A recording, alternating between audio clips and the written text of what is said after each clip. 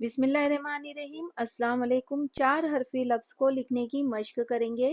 यहाँ पर मैं अलग अलग कलर के ज़रिए पहले दो दो हर्फ को लिखकर उसको किस तरह से पढ़ा जाता है वो बताने की कोशिश करूँगी। पहले मैंने काफ और अलिफ लिखी हूँ, दोनों मिलाकर हुआ का। अब मैं इसमें लाम और अलिफ को मिलाऊंगी। लाम और अलिफ मिलाकर पढ़ा जाएगा ला। तो इस तरह काफ अलिफ का और लाम अलिफ ला। तो ये पूरा एक लफ्ज तैयार हो गया, काला। ऐसे ही मजीद अल्फाज देखेंगे। पे और अलिफ दोनों को मिलाकर जब हम पढ़ेंगे तो ये पढ़ा जाएगा पा।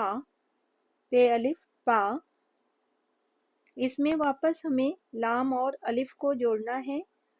लाम अलिफ ला।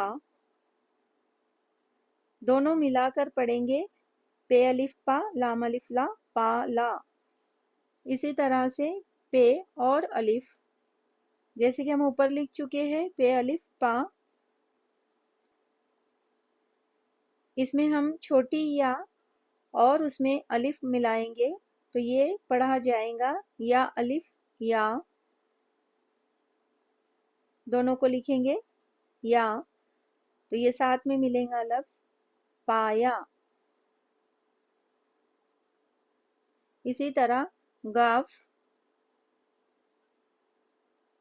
अलिफ गा,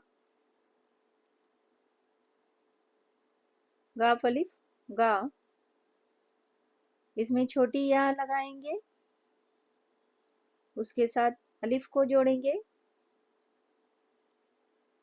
तो ये हम देख चुके हैं या अलिफ क्या है, या है। तो ये पढ़ा जाएगा गाया। इसी तरह से लाम, लाम के साथ में हम जोड़ेंगे अलिफ तो ये लिखा गया लाम अलिफ ला।